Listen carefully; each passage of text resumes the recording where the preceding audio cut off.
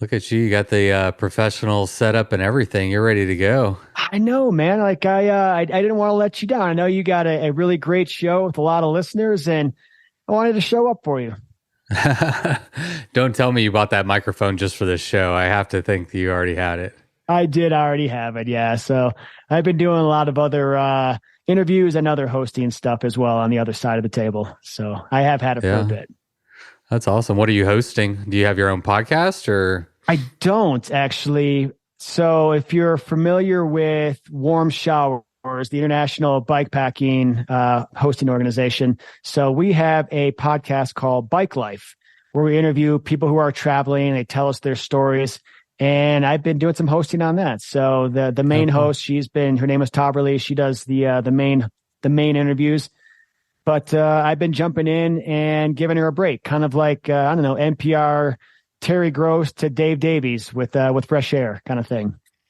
That's awesome. So if I ever Yeah. need a substitute host, I just call you and you show up. Yeah, man, but you're a big personality. There's some big shoes to fill, so we'll see. I'm not that big of a personality.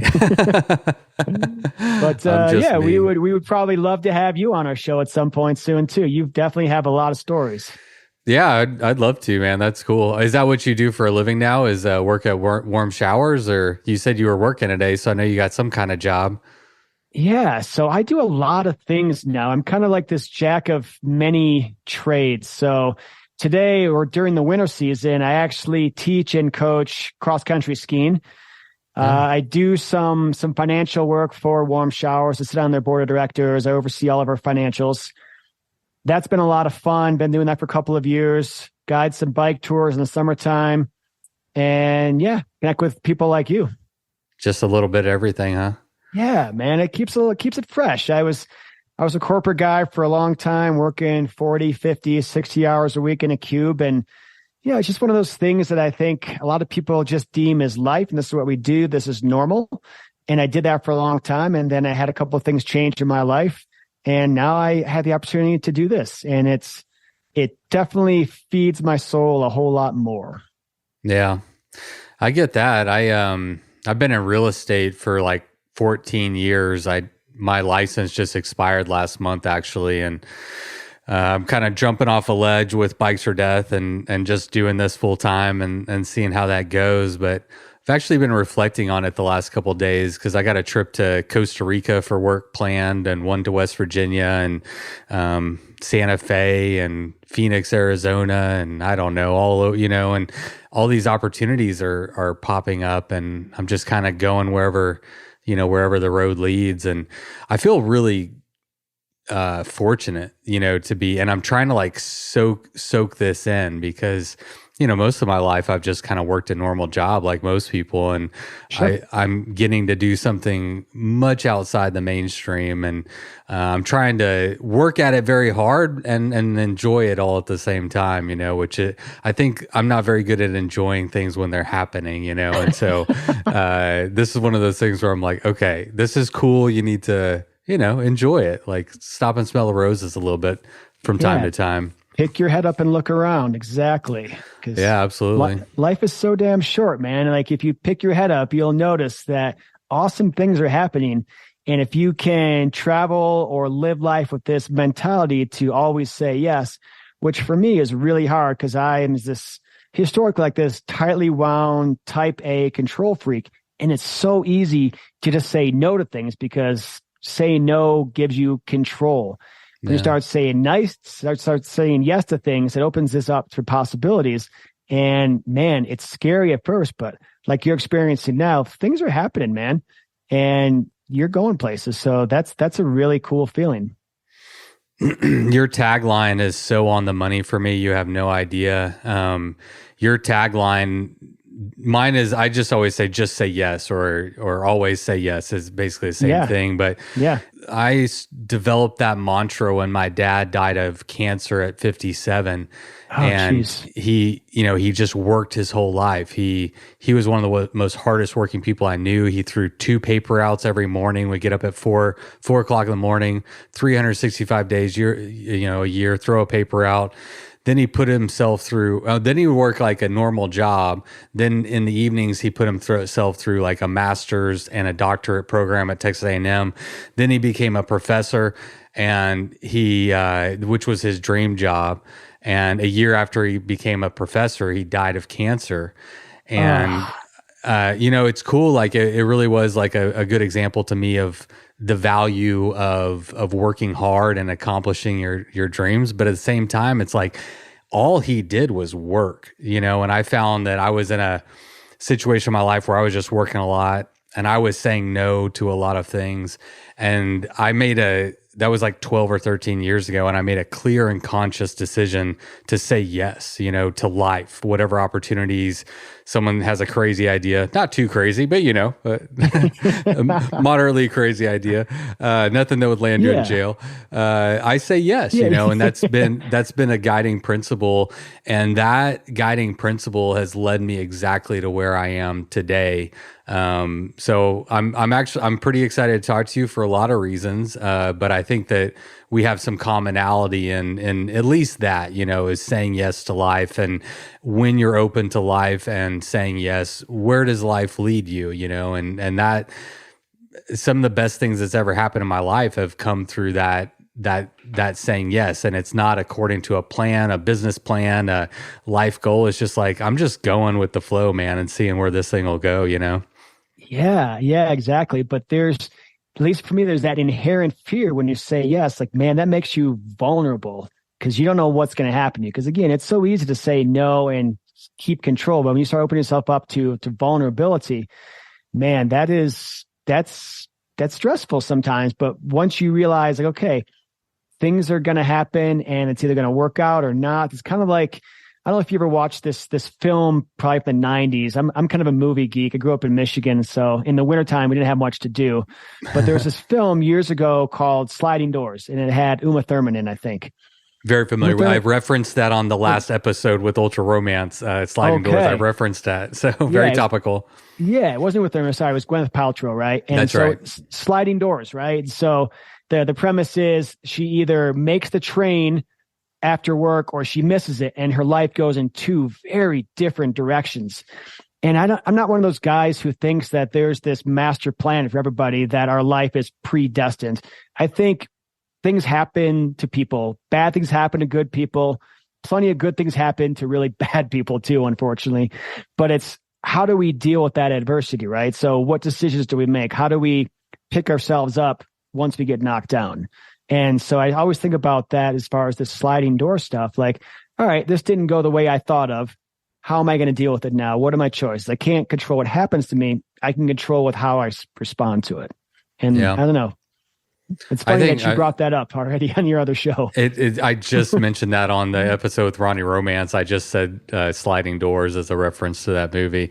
But I actually really like that movie as well. And I mean, life, like you said, is going to have ups and downs. And I talk about this on the podcast, and I relate it to bike packing or bike touring, that, know, there's going to be mechanical failures. There's going to be wrong turns along the way. It's going to rain, things do go wrong, but those aren't the things in bike trips or in life that you should focus on. It's like, and even failure is a great opportunity to learn. And so next time you're in a situation like that, you've already been there. So now you have that experience in your tool shed that you can learn from and lean on and grow from. And all that does is end up making you a more robust person, a more capable person. And so, there's a major, shift in perspective. And if you can accomplish that, I think it frees you up, because you don't look at things as like, oh shit, this went bad, and now everything's ruined.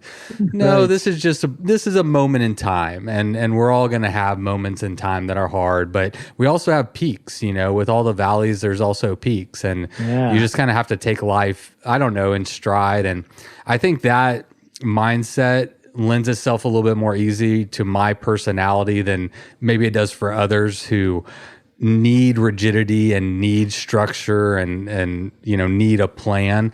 I like a plan, don't get me wrong, but I can also kind of lean into that side, which I know not everybody can do so well. I think, though, for the purpose of our conversation, we should probably let's get some background on you. You've been to, just for the listening audience, Jerry here has been to 5 continents and 26 countries by bike. So you've been all over the world, exploring, meeting people, and on some crazy adventures.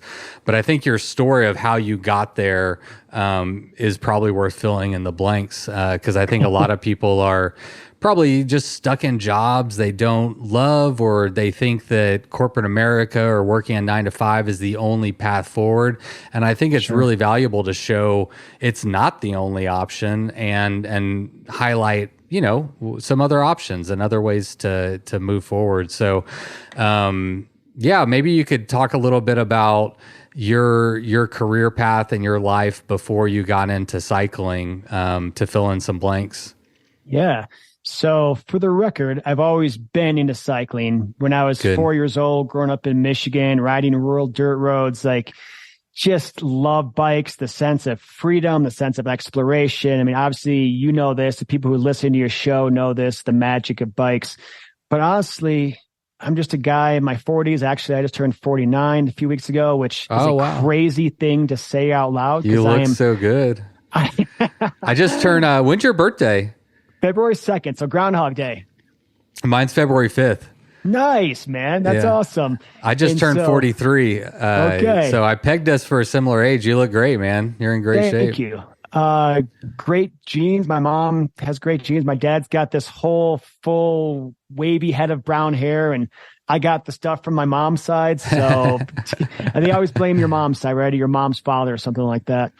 But so I'm sort of clinging precariously to my 40s right now. I've got 11 and a half more months to go to sort of really suck all the juice and life out of my 40s. And it's been good so far. But other than that, I'm just a guy in my 40s who grew up in middle America. I grew up in this small town called Eaton Rapids. It's probably 20 minutes south of Lansing, Michigan. And honestly, if you did a Google search for middle America, this town might just come up. It's a small town of 5,000 people. There's a quaint little downtown. There's a river that runs through a little island. And when we were kids, we would go and buy a cheap loaf of bread and feed the ducks on the island. And so great place to grow up from. But I was sort of following this laminated roadmap to success that society tells us, right? So you graduate from high school, you go to college, you get the good job, you meet the girl, you buy the house, and you just keep working your way through that. And that was all fine and dandy, except I just didn't love what I was doing. I was working in cubicles, and I had a job, went to business school. So I had a degree in finance, and I was working in different corporate roles. And I wasn't unique in that, right? That was just kind of the approach. We all take these jobs that we don't love, but who cares? You don't love them. That's just what you do. It's how you work your way up. You work a few more hours, you get a promotion, you get a few more dollars. And by the time you're 60 or 65, you can finally step aside and start living your best life. It wasn't until the ripe old age of 31, after nearly 10 years in this corporate job, that my mom called me. We were both living in Boulder, Colorado at the time, which she moved there in the 80s. I moved there after high school. My parents got divorced. It's a long story. It's not a bad story. It's just a story. So went to college in Boulder and working these corporate jobs. And my mom calls me, and it wasn't unlike her to call me, but she called me from her holiday trip to Mexico. And so I said, "Hey, Mom, what's up?" And she's like, "Jerry, listen to me. I know what I want to do. I want to start a hospice in Boulder." And here I am, this 31-year-old, kind of cocky, kind of snarky, smart alecky, thinking to myself, because I'm following this playbook to success. I'm climbing the corporate ladder, doing okay in life. And I think to myself, So I say to my mom, "I don't know that I want to start a weird hotel that caters to transient backpackers." She says, "What?" I said, No. That's a hostel. I'm talking about a hospice. It's like, what the heck is a hospice? I'm seriously, I'm 31 years old. I have no idea about death and dying and caring for people at the end of life, but I can just hear the excitement and the passion seeping through the phone all the way from Mexico. So she comes back, we start talking, and her passion slowly becomes my passion. And probably 4, 5, 6 months later, we started a hospice in Colorado, which became the most pivotal, consequential thing I've ever done in my life. What made your mom want to start a hospice? Like, where does that come from? Because I assume she's retired or close to retirement, and she just gets this wild hair to start a hospice. Like, yeah, she was probably almost 60, maybe 60. And she was actually managing an independent living facility in Boulder. And all it simply means it's non-medical care. It's people can, of a certain age, 65 or older, can go live in this apartment complex. And she was managing that.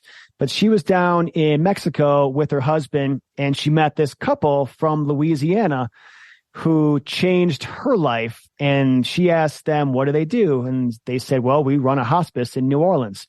And so they started talking. It got her excited the same way it got me excited.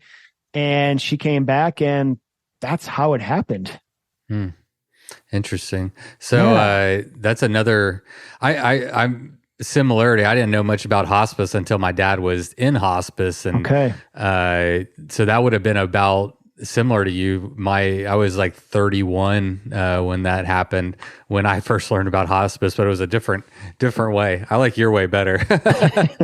Yeah, I can understand that. But I did gain a real life appreciation and perspective for what hospice is and what they do, because you hear hospice, but you don't really have a full picture of what that is. And so for anyone else who's like me and like you at the time, maybe you could talk a little bit about what actually y'all did as a hospice care facility or business, or however that was. So our organization, our goal was to keep people out of facilities, keep people out of the hospital, so they could spend the last days, months, whatever, weeks of their time at home where they're comfortable, where they're most familiar.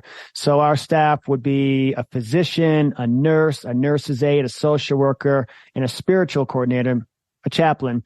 They would all spend time, regular visits to that person's home, providing care, providing guidance to the family, and keeping that person comfortable at their home during their final time. So we had this, I would have people who would say to me, it's like, hey, you're 31, you're 33, you're 34, whatever my age was. Like, wow, that must be really hard. How did someone your age get into hospice? And it must be really stressful. And it could have been, and I'm sure there are a lot of times that were, but we had this motto around our office simply stating that every day is an opportunity to improve someone's life. And no point, not for a single second, in any of my jobs in a bank or in telecom ever given the opportunity to make that statement. So with that mindset, it definitely made things ring true. Like, okay, I'm on the right path here. I'm where I'm supposed to be. What was your personal feeling towards, corporate America and this, what did you say, a laminated roadmap that you were on? Yeah. Were, at 30, 31, were you feeling underwhelmed by that? Like what made you actually be open to the idea of doing this career shift with your mom? Yeah, it's a great question. I think, again, I didn't know any better. So Western society, American society tells us like, hey, this is the path we choose. We go and work our butts off 20, 30, 40 years to start living your best life. And I was doing that, right? So I was getting ahead, and I was making some small minimal gains year over year, but it definitely wasn't feeding my soul. It wasn't like, if I work 5 more hours at this telecom job or in this bank, is it going to matter to anybody? And the answer is unequivocally no. And so talking to her, meeting her friends down in New Orleans, taking a flight down there, because I'm the kind of guy who needs to know all the answers before I make a decision like this. So I went down there, met her friends, met all their staff, did a business model, and just fully understood what this looks like. I'm like, okay, I think this can work. And to be fair, I still wasn't looking at this as my new career pivot, my new direction. I was still pretty happy following this playbook here, what I was on. And it wasn't until, honestly, I got laid off from the job I was in that I thought, wow, okay, what should I do differently? And so there's this Jim Carrey commencement speech where he talks about his dad and his dad getting laid off from some accounting job. And his dad was just following this playbook. And he talks about, if you can get laid off or let go from something you don't love, why not take a chance on something that you actually do? And Wow. it just drilled me like resonation times 10. It's like, Yeah. yes, I don't love what I'm doing. And I got laid off through no fault of my own. It's just, that's how the industry worked at the time. It's like, you know what? I'm going to take a flyer here and do the startup company with my mom. We'll see how that goes. And it's been the best thing I've ever done in my life. I'm going to make an assumption here that when you were looking, I mean, you're a finance guy, you're looking at the books. I mean, I'm assuming that a big part of it was, well, I don't know, you fill me in here, but like, were you looking at it more as like a business opportunity, and from like a business aspect, or were you looking at it more as, I can do something that provides value, or did you see it as potentially satiating both of those things? The answer is C, potentially satiating both. So I had just bought a house, my first house in Boulder when I was 31. So I definitely had bills to pay. So I couldn't just go and work for free because that's just not how life works. So I did do I wish. yeah, right. So if we can all just work for the good of humanity and the rest will follow, but that's great. And sometimes that works, but in this situation, it wasn't necessarily how it laid out. So I did need to make sure that I could cover my expenses.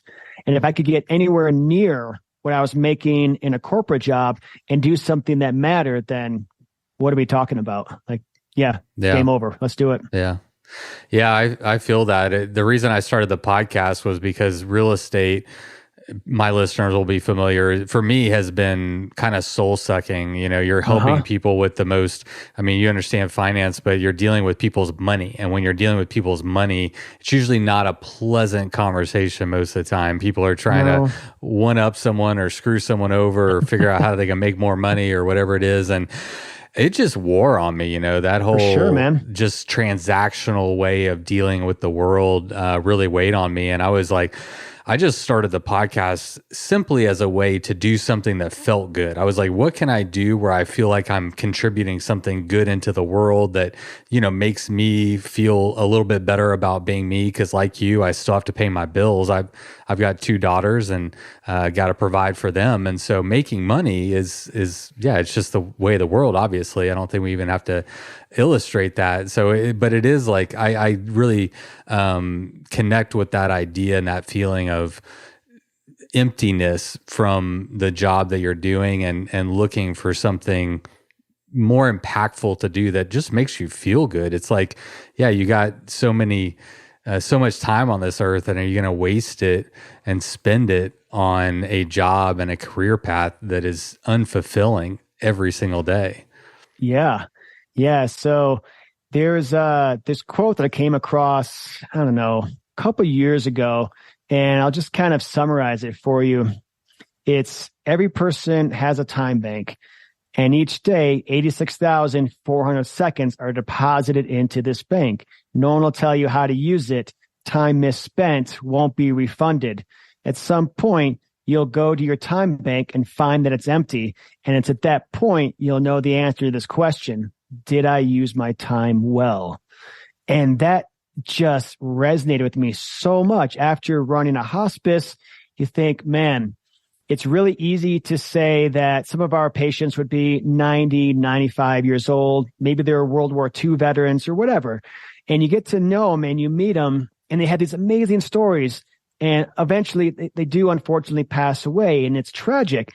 But somehow I can make sense of it in my own mind. Like, okay, they were 95 years old. They had a long life. I'd like to believe they had a really good and fulfilled life.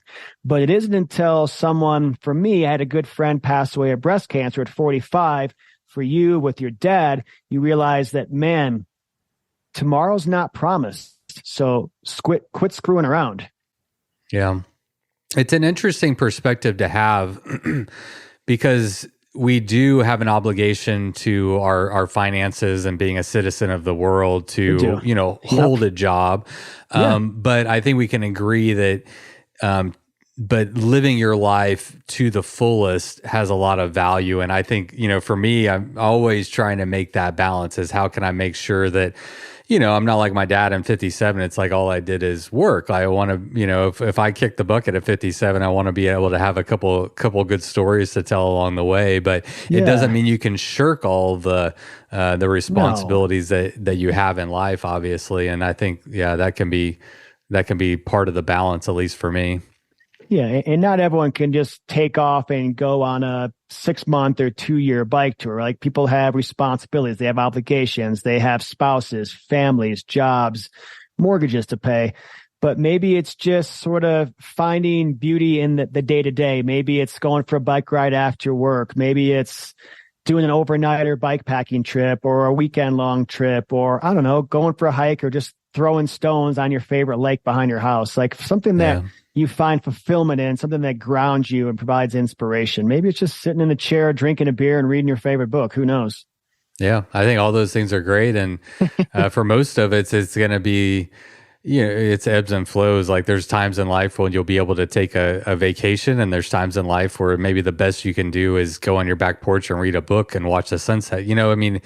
That's just kind of, but I think finding value in your life and maximizing, and that's kind of the fun mystery, at least I think. Like we're all different. And so I think, for me, I'm always like trying different things. I'm like, do I like that? Do I not like that? And it's like, it's a process, but that's part of saying yes. Is when you're saying yes, you're exposing yourself to a lot more opportunities and you're getting to learn more about yourself. You're like, oh, I like that. I didn't think that I would, or I didn't like that. I don't know if that makes sense, but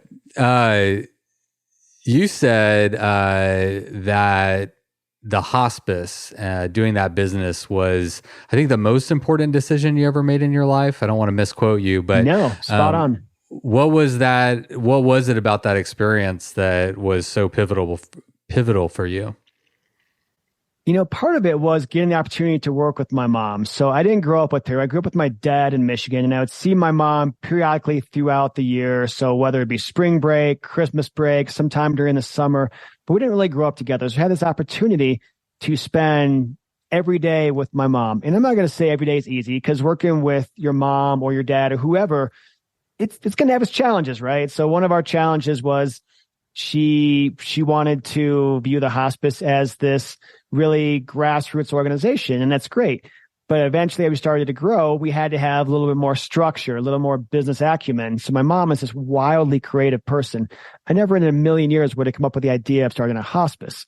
But once I got involved in it, once I found the passion that she had, my business training, my background, we became a really great match. So that was one of the driving factors. And the second was going back to what I said before, like every day is this opportunity to improve someone's life. I just didn't get to do that working for, say, the Federal Reserve Bank in Denver, Colorado. And mind you, I went to school for business, so I have a finance degree, and I thought, wow, what's the highest bank in the land to work for? Well, it's the Federal Reserve. So that's where I had my sights targeted on. So when I got that job, I thought like, wow, I've made it. And I remember after 1 year with the Federal Reserve, and I'm hating this job, right? Like I'm absolutely miserable. So my first role out of college was, remember the Y2K perceived crisis, where the world's going to end and the computers roll to zero and everyone loses all their money and their savings. So my job was to try to forecast. Party like it's December 31st, 1999. Yeah, man. Yeah, man. And so my job was to forecast how much money we need to keep in our vaults, because the role of the Federal Reserve Bank is essentially the bank of the banks. So when people go and freak out and want to take out all their money, well, all their money doesn't live in vaults. So when people want to take all their money out, it basically causes the bank to fail. So my job was to forecast how many people were going to freak out and want to take all their money out. Therefore, how much money do we need to keep in our vaults to keep the monetary supply flowing so that the entire world doesn't crash? It sounds cool, but it really wasn't that cool of a job. So I remember on my 1 year anniversary with the company, I'm talking to my boss, nice guy, but a typical stiff guy who worked there. And he's like, hey, so let's talk about your accomplishments for the year and your goals for the next year. And I'm thinking to myself, crap, what are my goals next year? Like, I don't want to be here.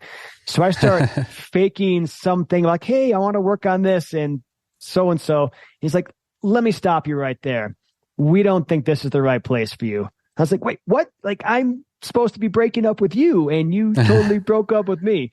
And so that was just kind of the beginning of the foreshadowing of like, I am not right for this place. And well, so at least if they break up with you, you get like a severance and unemployment or something, yeah, right? I mean, I probably got 2 or 3 weeks, but I only been there a year and I was 23 years old, 24 years old. So I was a kid. What did I know? So I got a couple of weeks of free money and then just transitioned to my next corporate job and kind of went through certain phases. I didn't get canned from my next couple of jobs, but I definitely wasn't loving life. And so this opportunity to start this hospice with my mom and do something that was really impactful in the world and in people's lives, like, yeah, how do I sign up for this? This sounds incredible. So long story long.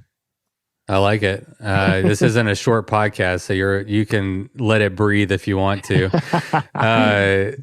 Yeah, I've become such a stickler for the metric of time, and I don't think anyone will really argue this, but time is our most precious asset. It is the one thing, that we cannot make more of. It's a limited supply. We don't even know how much we have of it, and so I like to be I try to be a very, very good steward of my time, and it makes a lot of sense with you being a finance guy. I assume you look at it like as almost like a math problem, it's like, all right.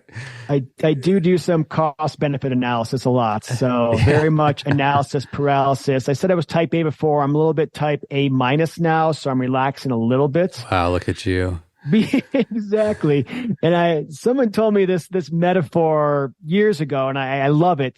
And it's basically says, we don't go to the concert just to hear the encore. And what that means is we want to hear the show in its entirety.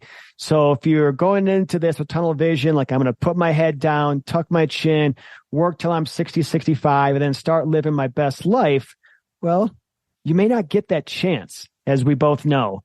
And so you better start enjoying life along the way. Yeah, exactly. So what was it about working at a hospice? How did that help inform and help like maybe define your understanding of time and the value that it has? Yeah, it's just that interaction with patients. And admittedly so, I'm a finance guy, so my job was anything non-clinical. So we had a physician on staff, we had nurses, we had all the clinical staff. So my role wasn't really direct patient care, but I did get to interact with them on more of a volunteer basis. So there were times when I would get a call and there'd be someone who was in a nursing home and she was starting to decline, but there wasn't any family to go be with her because she just didn't have any, or maybe didn't have any friends at that point in that person's life. And so I had the opportunity to go and sit with that person at their bedside, hold their hands, put a damp cloth over their forehead when nobody else was there. And so there were plenty of times when I was in a corporate role where I would work crazy hours till midnight, work on a Sunday, doing all these things, trying to get the attention of your boss. And it didn't matter. Like it was soulless work. It was pointless work. No matter how many weekends I worked at my corporate jobs, it didn't matter. But these late nights, these weekends, like these things mattered.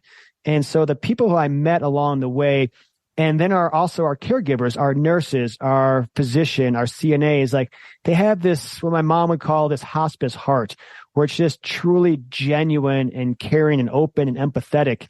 And honestly, growing up as a business guy, I didn't possess those genes, but somehow I got a transfusion of some sort because I became this guy, I became more open-minded. I started reading like Brene Brown books and like crazy stuff like that. So I don't even know. It's Renee Brown or Brene Brown? Brene Brown. Yeah. She's a social worker, I think down in your hood, down in Texas. Oh, and really? She talks a lot about empathy and vulnerability and how fear drives behavior.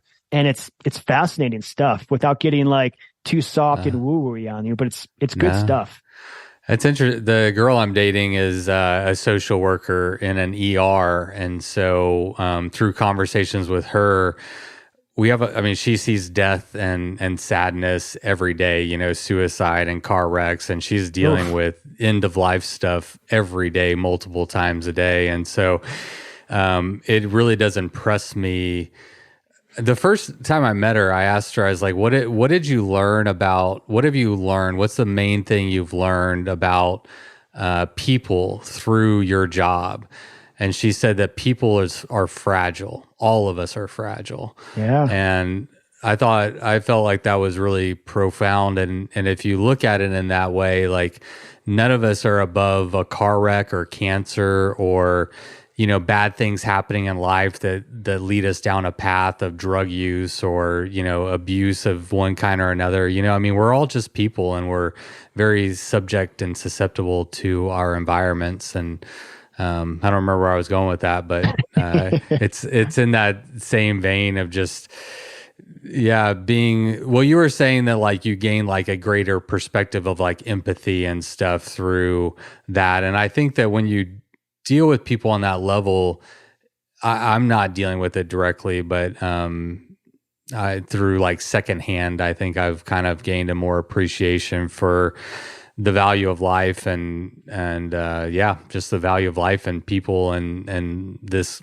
hard and crazy life that we live in, and just trying to figure out a way to make it work and enjoy it along the way to as much as possible, because life is fragile and life is short, and so we really do need to soak it up and maximize whatever we have. Man, it's getting dark. Is it getting dark in here, or is it just me? No, man, we put a positive spin on this because the takeaway is that, man, life is short, and let's just, for the heck of it, do what makes you happy, right? So, because you may not get a chance later in life, so live now. Thanks for saving the podcast. We were about to. I got tissues down here. Here we go. Pull those out. I usually like to make my guests cry. I'm not supposed to cry. It's a guest that is. I'm an emotional guy, so man, you got time. Are you? You went from business guy to full empathy. Yeah, we have a lot in common. I grew up only thinking business. That's all I want to do. Make money, be successful, make the millions. That's all I cared about, and not super emotional. And just as I've gotten older, I'm a lot more empathetic, a lot more caring. I'm not the most emotional person there ever was, but I like every once in a while cry, which I think for me is like a good thing. Just being able to express emotion, like not like a robot. But so for the record, as emotional as I might be, I'm still a very sarcastic, sharp-tongued kind of guy. So my partner, we've been dating for 2 years now, and she is the kindest, sweetest, most empathetic person. She's from Minnesota. She introduced me to this term called Minnesota nice, and she is definitely that. And we started dating, and she's like, whoa, like, what? Like, what you said is really jarring. I was like, come on, like, I'm the nicest guy, it's just I'm a bit sarcastic. So don't think I'm going to just break down into tears just yet, because I'm still going to be that guy who's going to give you a little zinger if you're not paying attention. But for me personally, what I've found and what's been pointed out to me is that I'm the most sarcastic and the most pokey with the people who I really like. So if I'm not kind of jabbing with you, probably means either I don't like you or I just don't put much thought into you. Dude, I'm the same way. I'm very sarcastic. I've actually I have to tone it back sometimes, because I had a boss many years ago straight up tell me, it's like, dude, we can't tell if you're joking or if you're serious. Like, and he's like, people aren't like sure what to make of you. This was like back when I was like 20, but it always stuck with me. And I was like, okay, we got to be mindful of how we're treating people. Because I don't want to be an asshole to anyone, but I will joke around with people. And it's just my nature. I can take it. I promise you I can take it. I'm not from Minnesota. I had a girlfriend probably in my mid to late 20s who we just didn't jive. Like, she was a great person. I'm a good person. We just weren't right together. And as we were breaking up, she just said to me, it's like, half the time I can't tell if you're joking. I was like, come on, like I am a super nice guy. I grew up in rural farm town, Michigan. My dad's this big teddy bear. My mom's this loving person. Like I'm a really nice and thoughtful guy. I'm just sarcastic. And she's like, yeah, I just can't tell. I'm like, all right, well, so either we go the next 40 years of our life with you being offended and me apologizing, or you find someone who gets your humor. And honestly, my partner, Christy, now, like, even though she said like, wow, you're kind of jarring, kind of prickly, like she gets it. Like she is sarcastic. Now she does. She had a Division I hockey scholarship to play in North Dakota. So she's ultra competitive and she's punchy as well. So I think I found someone who gets me. Good. My experience with Minnesotans is that they are very nice. Yes. So I think she's on par for this state. I did read an article recently that for I can't remember the umpteenth time in a row, Minnesota was ranked the drunkest state in the United States. I thought it was Wisconsin, actually. Oh, what? Yes, I get those mixed I've got up. some Yeah, friends sorry, who went to college Minnesota. in Madison. Yeah. Sorry, Minnesota. It is Wisconsin. Minnesota's Congratulations. nice. You win. They're nice. They got 10,000 lakes, and people in Wisconsin drink a lot. So yes, they do. There's the parity there. Dude, that's my dyslexia right there. I got those and poor geography skills. I got those mixed up because I went to Wisconsin this past year to cover a bike race. And dude, yeah, they super nice people. Like they treated me so good. I was like, do y'all think I'm royalty or something? You know, like this is too much. You know, I thought Texans were nice, but y'all are like making us look bad. I noted that, and they like to drink. They do, and I like to drink too. So you know, we got along just fine. Yeah. I was nice. They were nice. We all drank. It was a good time. Ride bikes, drink some beer. Yeah, it's all good. Hey, you can't beat that. So let's segue into some bike stuff. You know, what was that transition for you? Like, how did this perspective of time and life and value transition into you ultimately doing all these bike trips? Yeah. So again, I was sort of following this playbook, right? And then like most people, like many people, sometimes life happens. And life happened to me when I turned, I think, 40 or 41. So had a bunch of curveballs kind of sucker punch me, and it definitely knocked me off my axis. And I was presented with this what I would call this gift of time, right? So people talk about what would you do if you knew you could not fail? And honestly, I don't really subscribe to that because I think that fear, if it's harnessed, becomes a very potent and strong engine for success. It drives people. But me, I was working with people end of life and in hospice. Time is a very potent element, and it's very much on the forefront of my vision.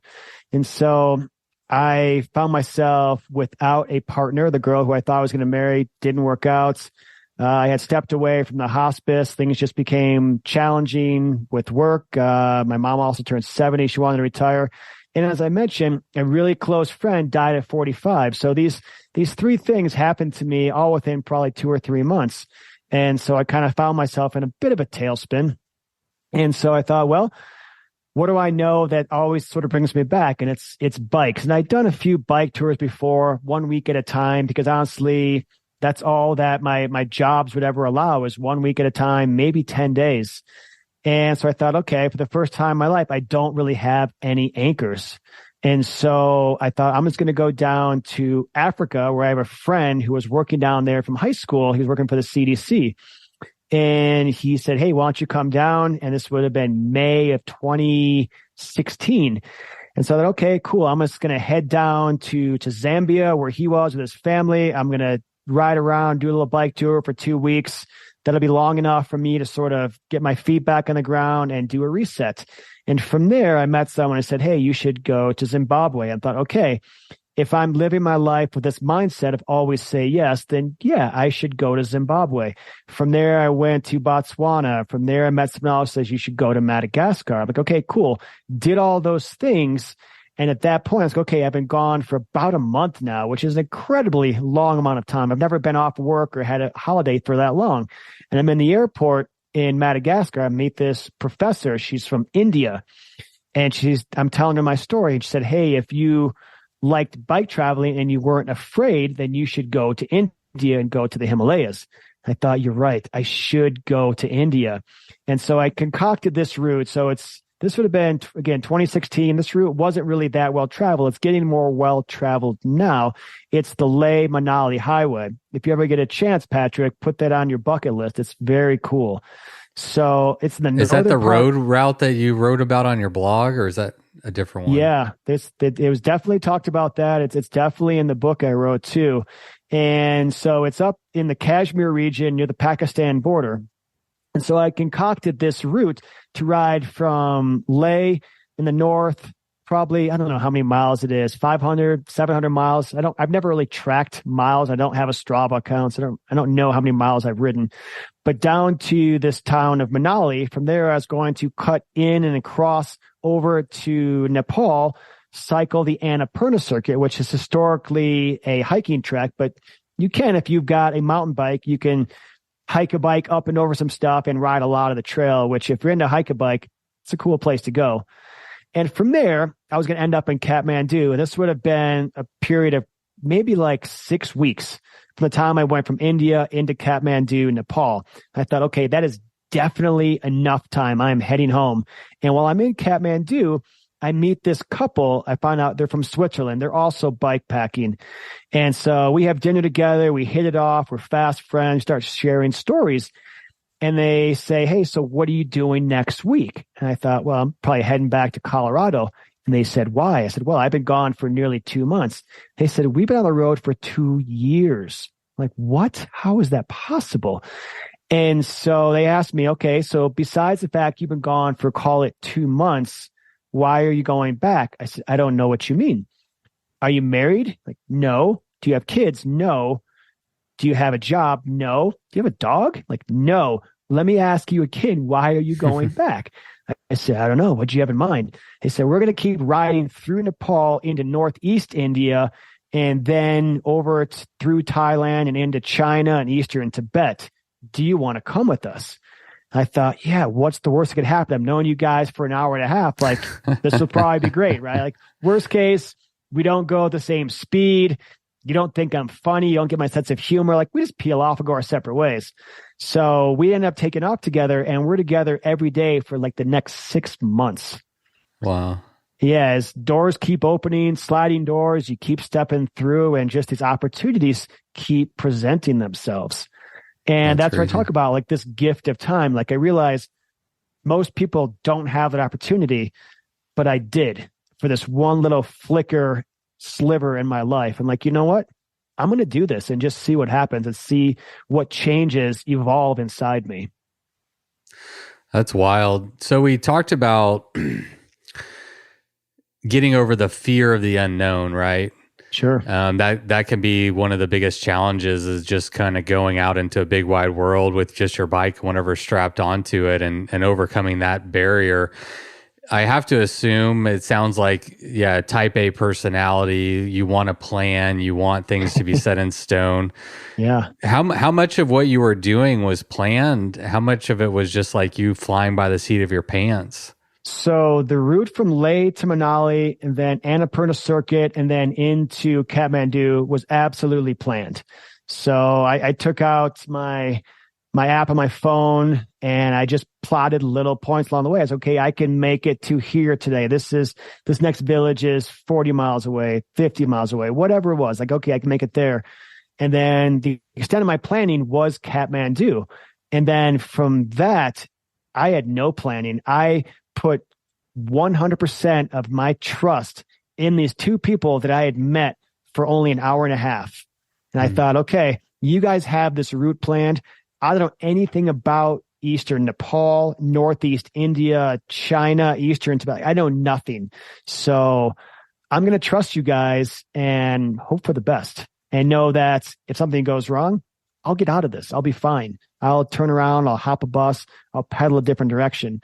But to give up complete control like that, like, man, I told you, like, I am a control freak. Like, I am the king of Control Town, and I just gave it all away. And it's like, you know what?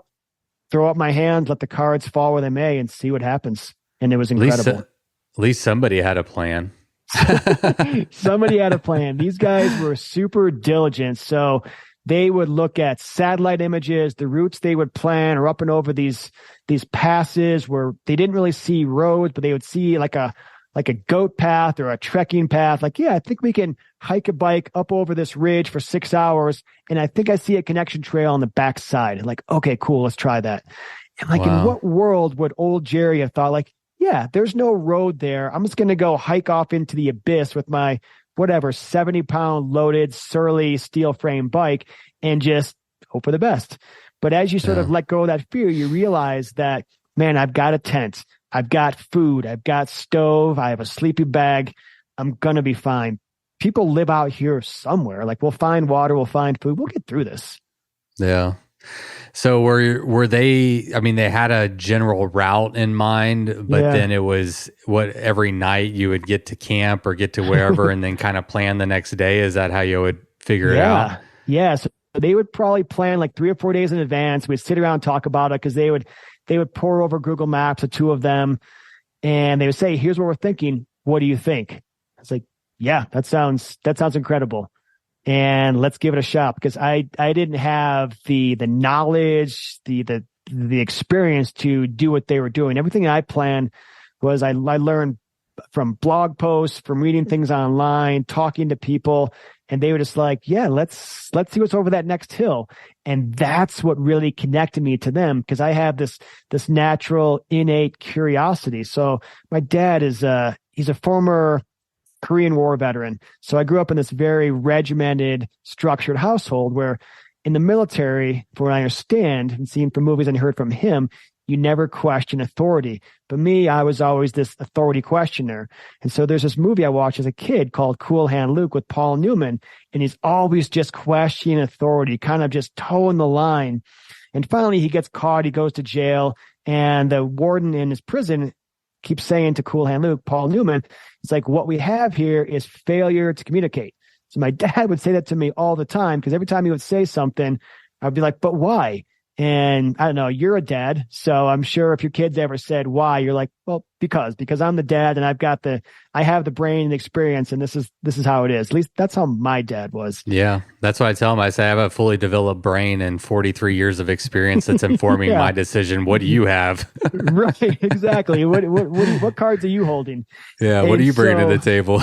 and so I was always just curious, like, why can't I do this? What's over that hill? What's around that corner? What happens if I do this? And these guys had that same innate curiosity, like, hey, let's go see what's over that ridge up there. I'm like, yes, let's go see what's up there. If it takes us dragging our bikes over this hill for 6 hours to find ourselves in this crazy remote abandoned valley, like, cool, I am all in for that. So how did that shake out for you with your type A personality? How well did you adapt to that lifestyle? What were maybe some of the highs and lows of kind of just flying by the seat of somebody else's pants?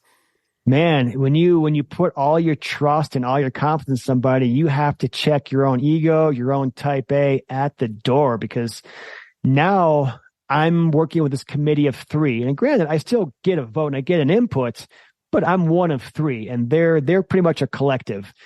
And so how it changed me, man, it's just kind of relaxing your grip and learning to go with the flow. So I think that's just a good life lesson, right? We have this tightly round mindset mentality that I'm going to control everything, right? So everything's going to happen the way that I want it. And as we all know, especially as we get later in life, that we can't control stuff, right? So we're going to have to just let the cards fall where they may, realize that honestly, things are going to work out. So I came across another quote. Sorry, I'm a big quote dude. I grew up watching movies in Michigan because that's all there was to do in the wintertime. And there was a quote, I don't remember where it came from, but it simply says, frame every so-called disaster with, will this matter in 5 months or 5 years?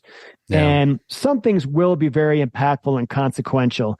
But for the most part, the things that really knock us off our access onto our heels every day or every week, they're pretty minuscule. And once you can take a step back and see the larger scope perspective, you realize it's not that big of a deal. It's kind of like when you're looking at your offline GPS routing map and you zoom way in and you see this really nasty climb coming, But then you zoom way out at like the 10 mile or the 20-mile radius, and you think like, it's but a blip.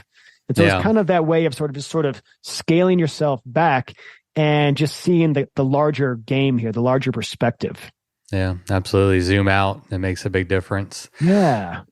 So when you were initially heading out on this bike tour to Africa, that's where you started, right? Africa? Yeah, Zambia. What were you had a bunch of hardships right before you left. What was your goal? What were you trying to get out of that experience when you first went into it? Just a reset, man. Like I needed to take a step back. So loss of my partner, breakup with her for after 4 years, loss of my friend to breast cancer. And then honestly, the company, it was a bit of a difficult situation, right? So we just realized that all the good that we were doing, my mom wanted to retire, but at the same time, it's still challenging, right? Working with my mom and her husband. So the three of us were partners. And it just became really taxing. It wasn't anyone's fault. No one's right or wrong. It just became a challenge. So all these three things. Running a business is hard. It doesn't matter what kind of business it is. Like running a business is a lot of work. It is. And so my mom, I'm her son. He's my stepfather. He's been in all of our lives for 30 plus years. And so we all know each other. And my mom, bless her heart, she wanted this to be this family interaction. And I just had a different approach. Like, okay, you're my mom, but at the same time, this is still a business. We've got 50 employees. We've got 60 volunteers. We're taking care of people in very important points in their life. And sometimes we need to be a little bit more objective, a little more business focused. And it's not to say that I was right and she was wrong. It was just a different approach to kind of getting to the same end. So at some point, like these three factors with the organization, with the death of my friend, separation of a partner, is like, like it was a lot. Like any one of those things, one at a time, you can kind of bounce off from, right? But three of them within 2 or 3 months, it just became a lot. And so I just needed to check out for 2 weeks, to just go ride my bike, go through whatever mental checklist I have, try to sort things out, thinking, could I have done something different? If so, would the results have been different?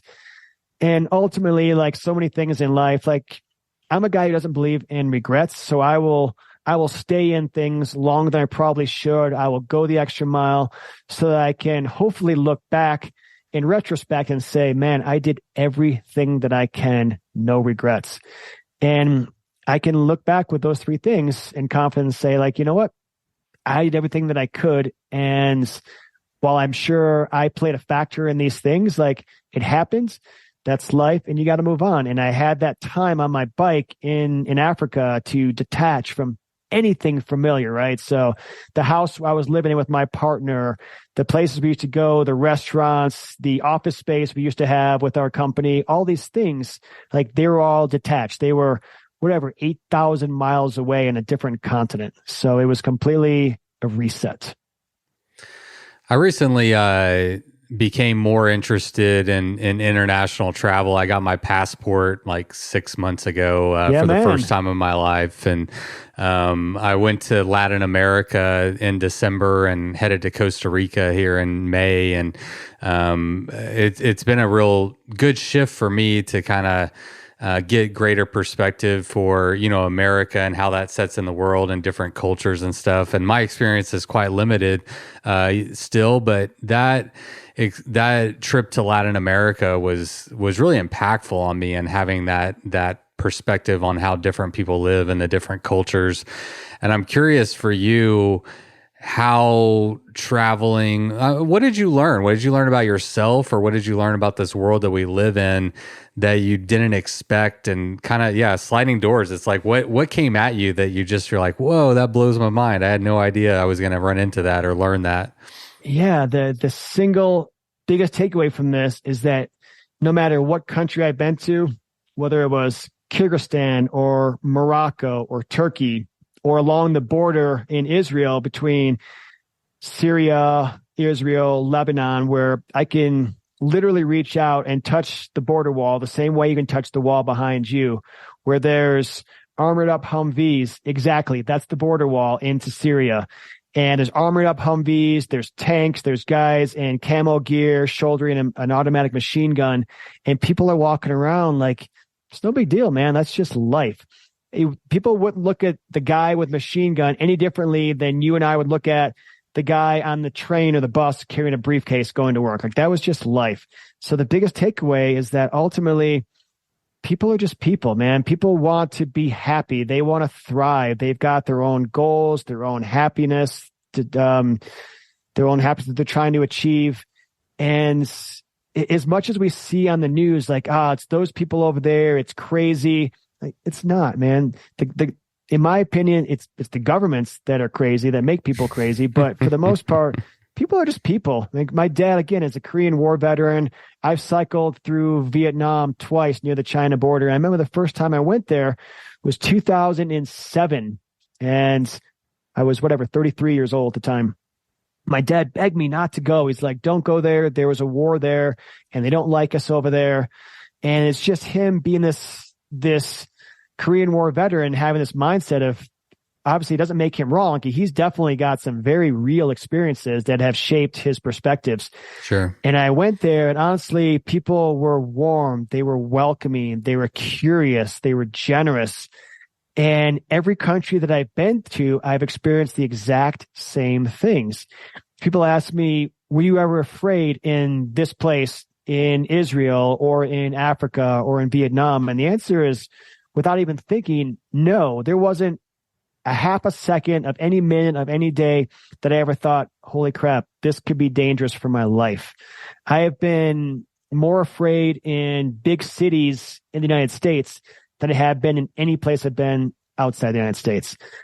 And I don't want that to come across as like the United States is a terrible place, but rather the rest of the world, like, they're just people, man. They're trying to get by, trying to make a life for themselves, and they're just curious. And it's an amazing experience.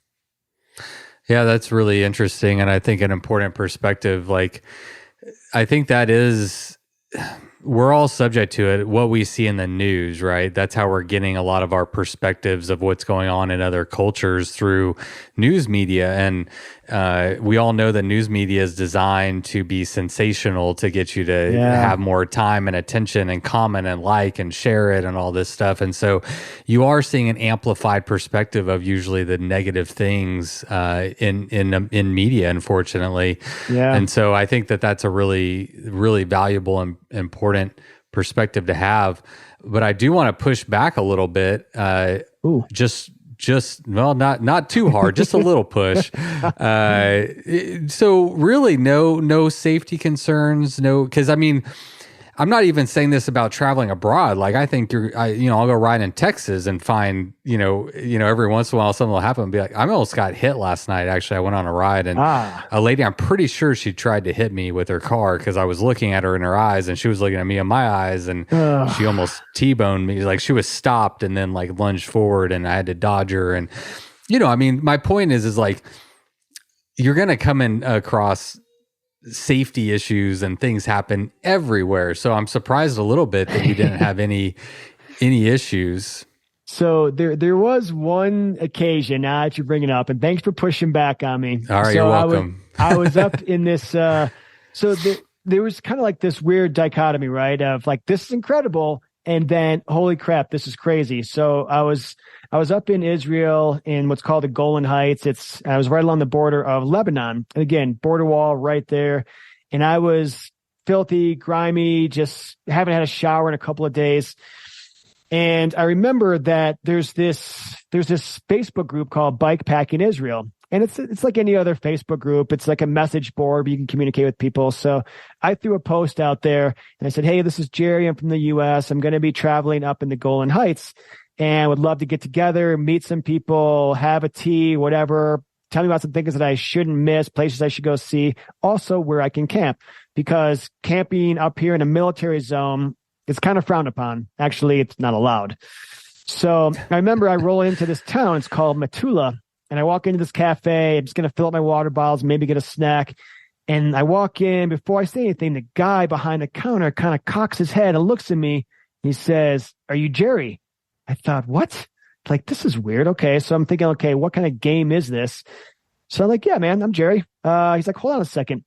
And he reaches into his pocket, grabs his phone, dials up his number, hands me the phone. I start talking to the guy. He's like, hey, is this Jerry? I was like, okay, what's the game here, man?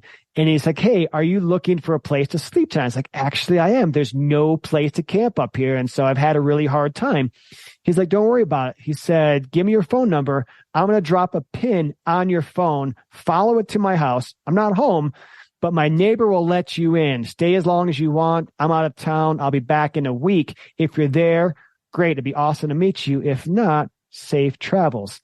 So here I am in this highly contentious region, and some guy who I've never met gave me the key to his house and said, stay as long as you want, help yourself to the food in my fridge. And oh, by the way, do you need the Wi-Fi password? Like, yeah, man, I'll take that too. And so that's this situation. And then as I roll out of there the next day, I plotted a sort of a route that goes up into Lebanon, and naive me didn't realize I couldn't cross the border because it's not an open border crossing. So the guard at the gate says, hey, you have to turn around and go back the way you came. And I thought, oh, come on, man. Like, I've been riding 3 days. Like, I don't want to turn around and flip it. And I started looking on my offline GPS on my phone. I was like, hey, there's a route here. Can I go this? It kind of parallels the border. And I remember what he said. He said, yeah, you can, but there might be snipers, but I'd probably be okay. I'm like, what? Snipers? But yeah, they'll probably be okay. And for whatever reason, I thought to myself, but he said it's okay, so I'm going to go. So I start riding this road, and not more than an hour later, this armored up Humvee comes flying up the road towards me. And it's dirt road, dirt going everywhere. I'm like, oh shit, like, I am not supposed to be here. These guys are going to arrest me. Like, my brain's going like worst case scenario. As they get up by me, like, they all wave to me and just keep on going. I'm like, oh dear God. Like, what am I doing here? And so that was kind of like the one moment where I was like, maybe this isn't the right place to be. Wow. But as far as like being kidnapped or had things stolen, like, I never had that experience. That's interesting. Do you think that that's a result of just people being people and mostly good, or do you think that were you doing your homework? Were you interacting with certain people a certain way? Were you doing things to keep yourself safe, essentially? Yeah, I think I'm well traveled enough that I'm not going to walk through a major city with a wad of cash hanging out of my pocket. So I'm savvy enough. So I'm sure that for someone maybe less aware, less cautious, yeah, things could happen. But you build up an acumen over time by traveling and just sort of learning how things work. So I think it is a function of people being good, but also putting myself probably in good situations, right? So like, I'm not stumbling home from a bar at 3:00 in the morning in Istanbul, Turkey, and just making bad decisions, right? So I'm putting myself in good situations. Yeah.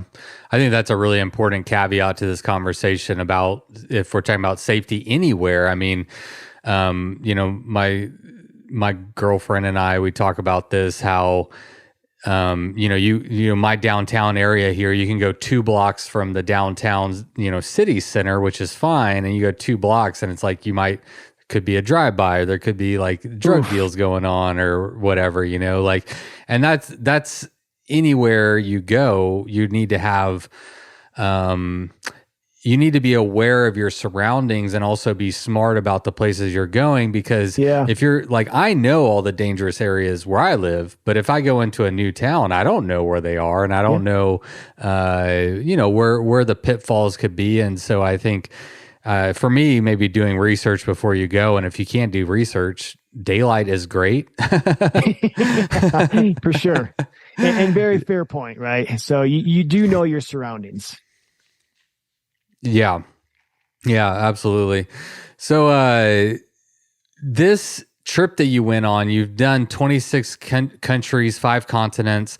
How much of that was done in that first initial trip when you left for 2 weeks and then you never came back? I would say probably only about 1, 2, 3, 4, maybe 8 or 9 of the countries were in that trip.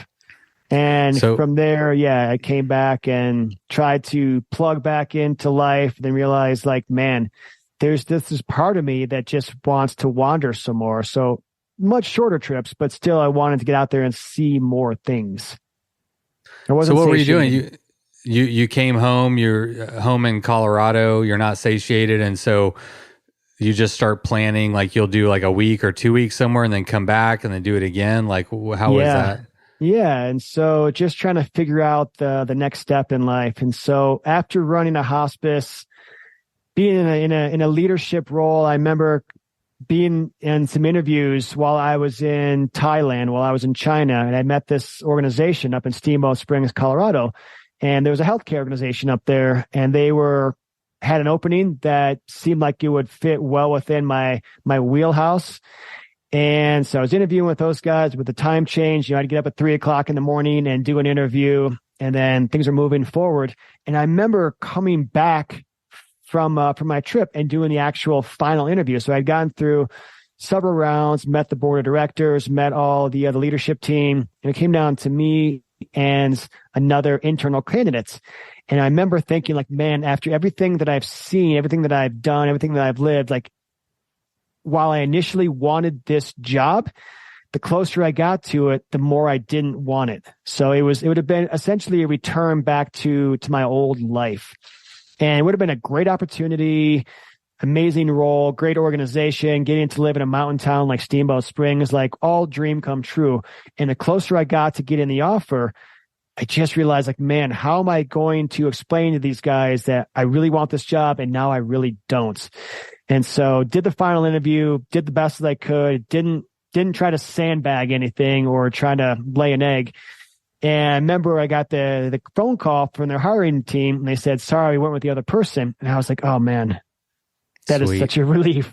Yeah. And so since then, I started teaching skiing, guiding bike tours, writing a book, working with warm showers, and just kind of pulling together a lot of different things. So my paycheck is understandably a lot less, but my mental state, my health, my happiness, my heart's a lot fuller.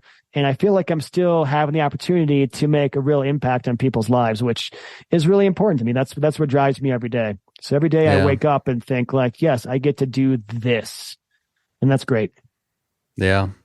Yeah. I mean, being able to do what you love every single day, or not even that. It's not even like do what you love every day, but figure out a way to do the things that you love. Like figure out a job that allows you to have the experience in life that you want to have.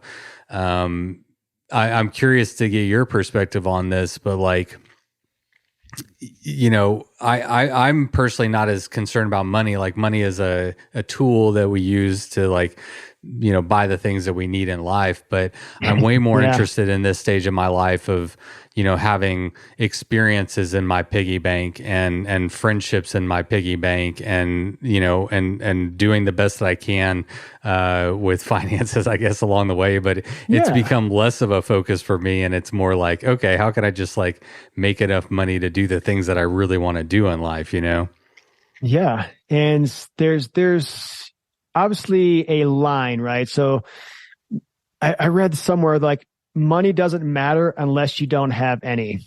But then there's this rule of law of diminishing returns, right? So by making at a certain point, like once you get to where you have all of your needs met, like you've got a nice place to live, you've got food, you've got healthcare, whatever your basic needs, once those are met, to get a 30% more money or 50% more money annually does not necessarily make you 50% happier.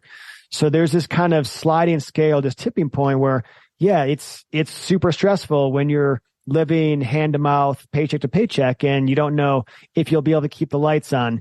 And I can't imagine that feels like. That's got to be horrible.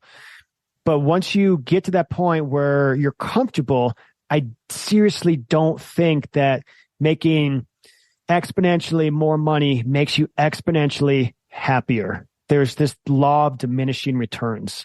It's kind of like on our bikes, right? So you can have the XTR shifter Grupo kit that costs, I don't know, $500 more, but it saves you a quarter of a pound.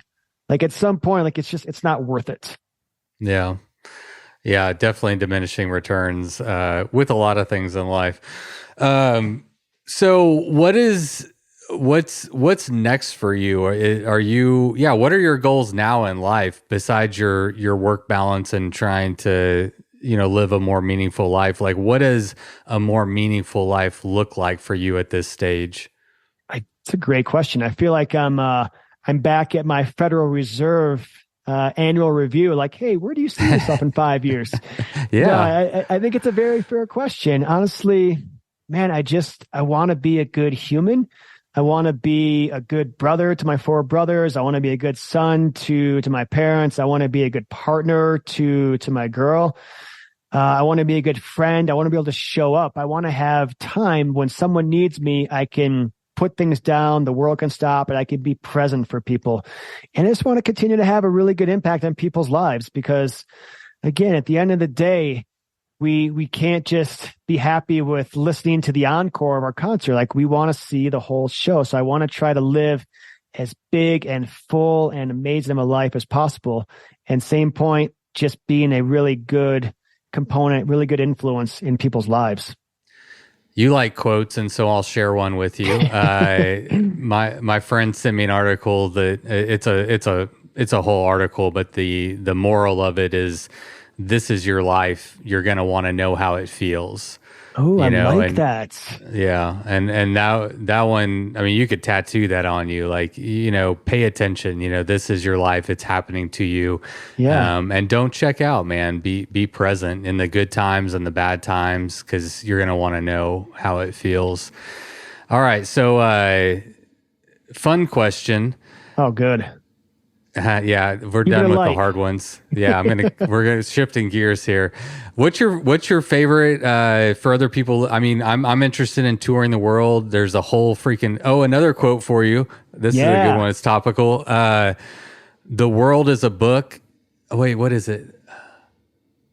Oh fuck, I forgot it. The world is a book, and for those that only read one page. Oh, that's what it is. The world is a book, and for those that don't travel, they only read one page. Something along those lines. Yeah. I got you. I feel I want to read the whole book. I want to read the whole thing, beginning to end. And you've seen a lot of the world. Yeah. For me and anyone else looking to do international bike touring, what would be your bucket list? What's some of your highlight places that you must go to? So I've been to India now 3 times and I absolutely love it. So from the organized chaos to the just absolute chaos, like it's not for the faint. So I had been traveling solo until I met my Swiss friends. I had never traveled with a partner until this most recent October. I got to travel with my partner. And again, she's hyper competitive, played D1 hockey. She's gritty. She's strong. She's probably tougher than I am. But we went to India, and within the first day, 2, 5, 10 days, whatever, she just kept saying, it's like, I shouldn't be here. Like, this is too much. Like, I'm not ready for this.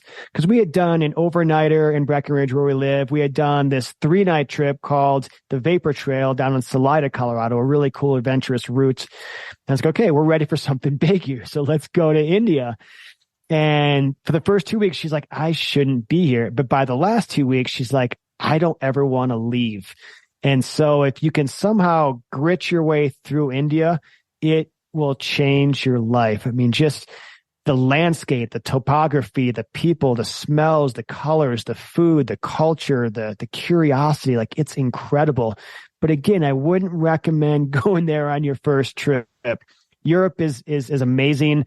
So my first trip was in 2005. I rode through the Pyrenees in Spain for about a week. And wasn't bike packing. I was just bike touring. So I would ride from small hotel or pension or hostel and just go day to day. And that was a really great way to break into it because the roads are smooth. There's not chaos. It's Europe, and things are pretty normal. They're pretty similar to what we're used to here. But man, India is so far out there. But since we're allowed to cuss on your show, the one thing that I definitely did learn is that, and I'm certain of this, is that traveling makes you less of an asshole. And here's what I mean by that. Like, we get so caught up in our own sort of myopic world where everything is comfortable, everything's familiar. I know the person at the grocery store. I know the person at the gas station. And it's easy to get sort of pigeonholed into that lifestyle. But then we start thinking about, okay, those people over there, that's different, that's weird, that's scary. But you start traveling, whether it's India, whether it's Spain, whether it's anywhere in Western Europe, or to you down in Central America, like you see the whole world in this completely different perspective. And you realize that, man, we're not that different. Things really are the same. People really are just people. So that's kind of my big takeaway with international travel.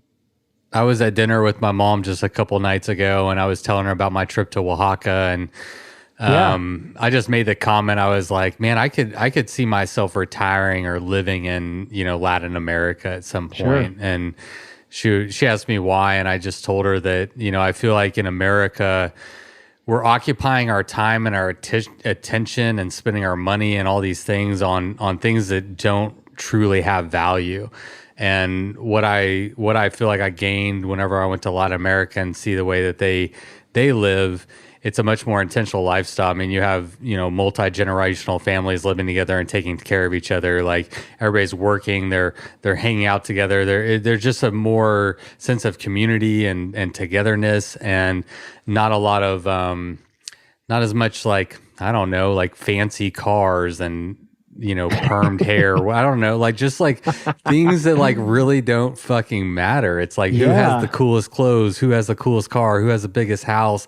I really liked it when everybody was a little more humble and everybody just, I don't know, it turns the table or the temperature down. I feel like when we're not all competing with each other for this weird unspoken social status of the things that we have and the way we look and the car we drive and the clothes we wear. Like when you remove that, you're able to operate more on like just a human level or something. Still wrapping my head around it, but I found it to be a lot more relaxing. Like a lot, I enjoyed it, man. We just kind of a funny side tangent. Like my first introduction to Mexico was we flew in, and then we had to drive like 8 hours to this Airbnb we're staying at, or 6 hours. And we get literally a mile and a half from our Airbnb, and we were on this like mountain pass road in the middle of nowhere, and there was a line of cars, and I mean we sat there for like an hour, like no idea what was going on. I don't speak Spanish. She spoke Spanish a little bit. Eventually we get brave enough to like walk up the line of cars to see what was going on.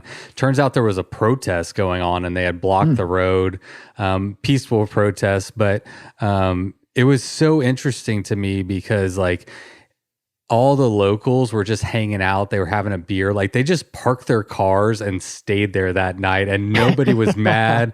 Nobody was upset they couldn't get home or wherever they needed to go. They were just like, oh, there's a protest. We're just going to stop here tonight. And it was totally fine. And we were talking a lot about, if that happened in America, people would be ramming their cars through the barricade or calling somebody or probably getting in a gunfight or something crazy, and like, but everyone there was just loud. They just turned it into a party, and it was like, I could share a lot of stories, but that one was a great introduction to the different like flow of life. And, they don't take it quite as seriously. And, well, not that they don't take life seriously, but maybe that they're better at going with the flow, and, things happen and they kind of just go with it, maybe. Right. I mean, think about those experiences that you gain just by saying, you know what, I'm going to go see what's over here. I'm going to go check this out. And those perspectives and how it's sort of changed the way maybe that you approach things. And maybe you don't get triggered quite as easily as quickly now because you've seen other people and how they handle things, and like, okay, this is going to be okay. And you become more curious and maybe less judgmental. And at least that's for me. That's the traveling benefit for me. Is that, I went to business school. I realized that there's this concept of free will, right? So people want to make money and they want to buy their new Audi, buy their 6,000 square foot house. That's all fine, man. I am not knocking anyone. You make your money, spend it however you want. I just don't value those things. And I think that's a big paradigm shift because I was definitely on that bus, man. Like that's where I was going. And then once sort of you get get the rug yanked out from where you have some life happen. Like you go travel on a bike, you realize, what do I actually need? Okay, I've got one pair of underwear, two pair of socks, one bike kit, one shirt, one pair of pants. I'm good, man. Like I got a place to sleep tonight. I took a shower today, like simple stuff. And I don't value those things anymore. Like I have this closet full of Banana Republic shirts and Hugo Boss pants and ties that for some reason I still have. I shouldn't, but I've had them under dry cleaner's plastic for like 6 years now since I last had an office job. And I've gotten rid of everything else that I haven't used in the past 6 months, but that stuff seems to be hanging around. But the point is, like, you realize you just don't need that stuff. And that was my biggest kind of takeaway from like, what do I really need in life? And what am I really working towards? So like, I'm a terrible consumer. I just don't buy stuff. Like my tour bike is a 2014 Surly Karate Monkey, and it's got dings and scratches and thousands of miles on it. But like, everyone's like, hey, why don't you buy the new titanium custom something? I'm like, this works fine, man. We're good. All right, Natalie, this one's for you. Natalie is looking at buying a Karate Monkey. That's the bike that she thinks that she needs. And I agree. I think it's probably a great bike. But tell Natalie if she should buy a Karate Monkey or not, and why. Because it's absolutely indestructible. So I've ridden that thing fully loaded through some crazy rowdy goat paths in the Himalayas.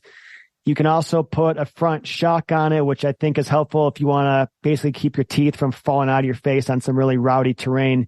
So I think it's a fantastic bike. It's not the lightest bike, but as they say, steel is real.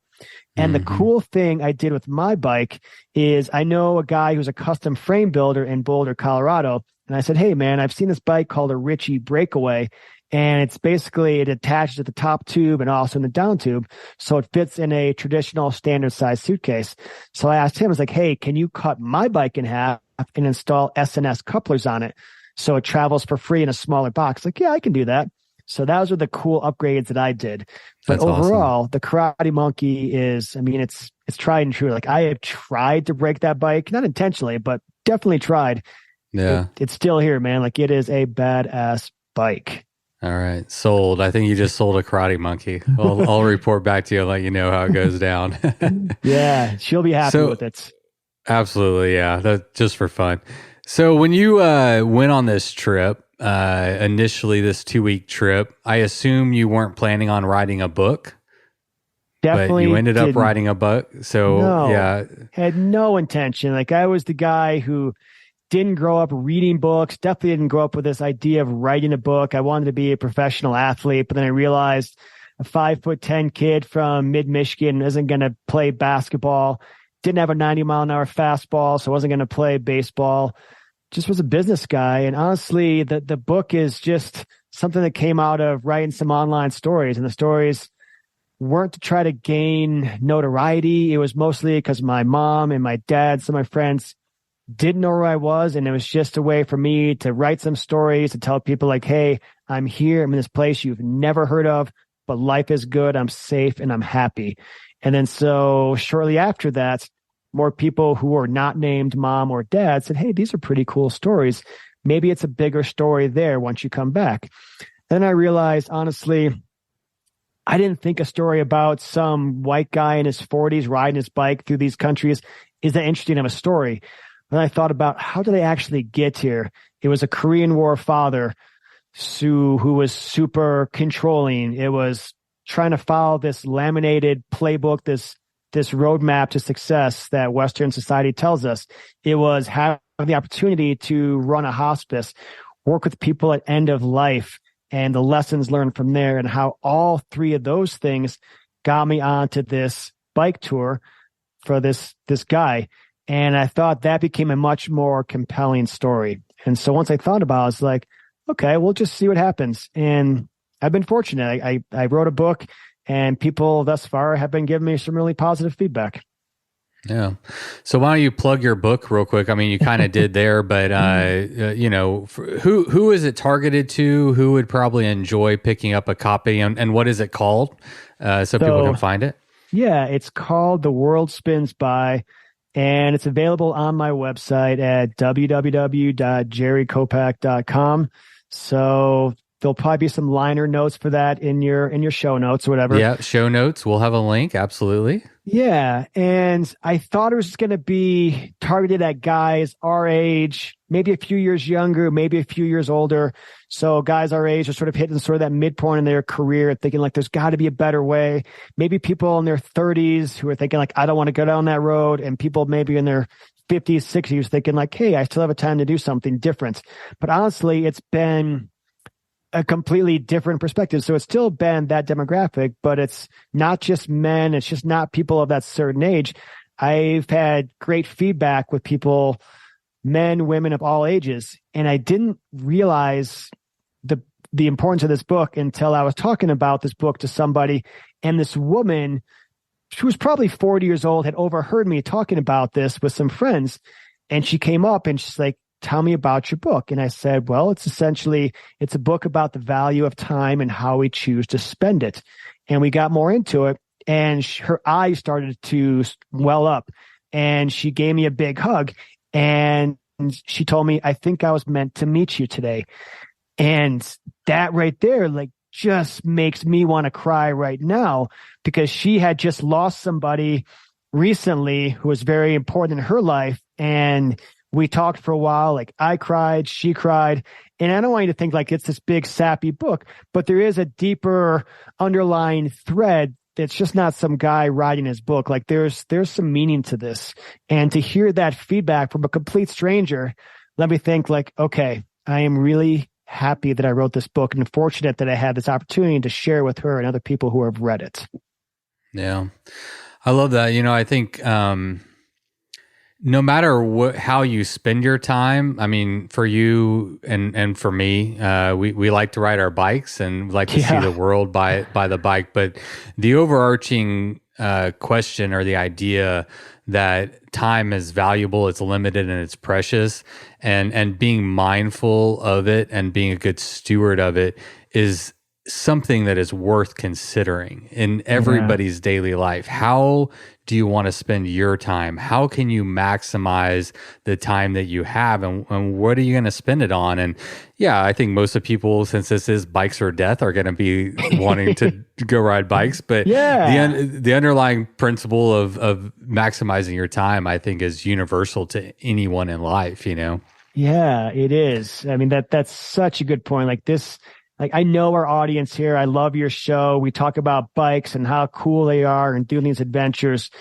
But think about the experiences that you gain, right? So some people love endurance bike racing. Some people love doing the Colorado Trail or the Great Divide or even the Silk Road race in Kyrgyzstan. Like those are all awesome things.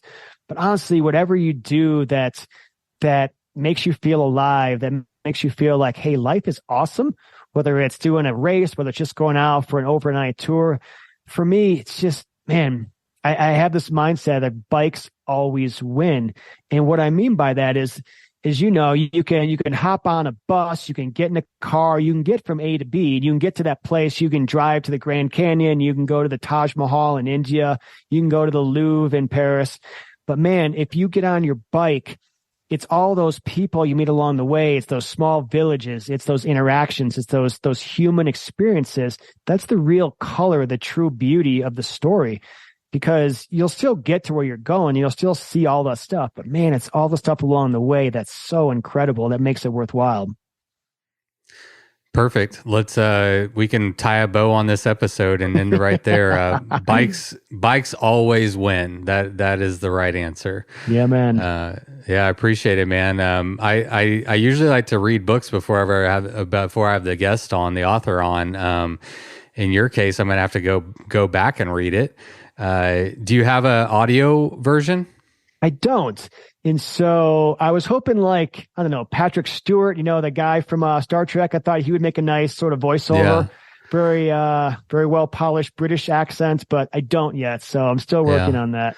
Well, if you want another Patrick to do it, let me know. I'm no Patrick Stewart, but I'm doing Hal Russell's book. I'm recording his book in an audio version. I don't know if you're familiar with it. You Touch are? Both Okay. Lines. Yeah, yeah. So it's something I've wanted to get into, is like reading audiobooks. Is I don't know. It's just, I love audiobooks. I love books, and I think, like I told Hal Russell's family, you know, a lot of people, like, they listen to my podcast while they're on bike trips, while they're, you know, doing they might be driving their car to a bike trip, or they might be on a bike trip or whatever. But I always think that these travel ones are good to have an audio version of. But anyway, that's my own plug. And you could record it yourself, because you got the microphone. It's just the time. But I could introduce you to an editor if you need an editor. I like this. I like where this is going. Yeah. Worth considering, you know? Absolutely. I like a good audio version. It depends on what I'm doing. I'm doing an ITT of a 400-mile route, my own route and race that I do here in Texas next week. I guess this week. Oh shit, it's like in 4 days. I'm going to listen to the Lonesome Dove. That one's come highly recommended to me, so that's the one I'm going to go with this time. Cool, man. Yeah. Well, thanks, man. I appreciate you coming on the show. It's been fun chatting, and it's hard to wrap up 26 countries in an hour and a half, but we touched on a lot of stuff, and we gave people just the tip of the iceberg. Let's be clear, just the tip of the iceberg. And if you want to know the rest, check my show notes, and you can pick up his book and learn more about Jerry's expeditions. There's a few. I won't lie. There's a few expletives in there in the book, because sometimes, like as you mentioned, when it's raining sideways at 38 degrees, like, you'll drop some expletives. Yeah, it happens. Curse words are great. I think they do have their place and value. The right time. I can overuse them sometimes, but anyway, another conversation. We have a rule with my partner and I, like, no F-bombs before 9 a.m. in the morning, because it's a little bit too jarring. But other than that, too harsh. Otherwise, it's free. You can drop them, just not not first thing in the morning. Maybe after that first cup of coffee, you can be like, "Fuck, that was good," and then get on with your. Absolutely. That seems a little more reasonable. All right, Jerry. Right on, man. I appreciate it. I appreciate the time and the chat. It's good meeting you on the internet. Yeah, man. And if you ever find yourself rolling through Breckenridge, there's a guest room with your name on it. I'll take you. I want to go up there and chat with Doozer. We've talked about doing another episode and getting back up to Colorado. I've got quite a few interviews I'd like to knock out next time I can find my way up to Colorado. So I'll holler at you, man. Three of us will get together. He's a friend of mine. He's a good dude. So we'll all go and do some adventuring together. That's what I'm about, man. Let's ride some bikes. Yeah, man. All right. Later. All right. Peace out.